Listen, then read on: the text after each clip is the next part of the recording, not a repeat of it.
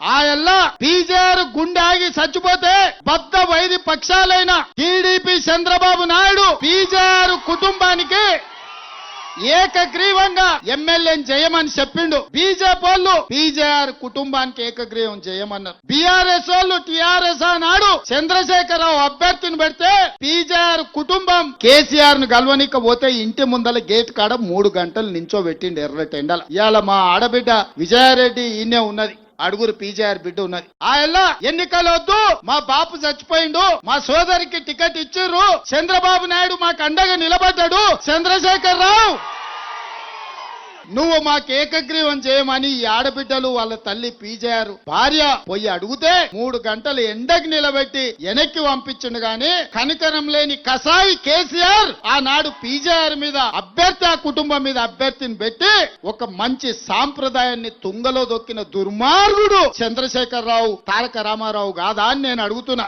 ఇవాళ వచ్చి సెంటిమెంట్ ఇవాళ ఓటేయండి అని అడుగుతున్నారు. నేను అడుగుతున్నా సన్నాసిని 3 సార్లు జూబ్లీహిల్స్ లో మిమ్మల్నే గెలిపించారు కదా, 2 సార్లు నీ అయ్యని ముఖ్యమంత్రిని చేసిండ్రు, నిన్ను మున్సిపల్ మంత్రిని చేసిండ్రు కదా, ఎన్నడన్నా ఈ బస్తీలకు వచ్చినవా? గాయల్లో వాన వస్తే నీళ్లు నిండితే నేను ముఖ్యమంత్రి ఉండి వచ్చి బస్తీలలో తిరిగిన.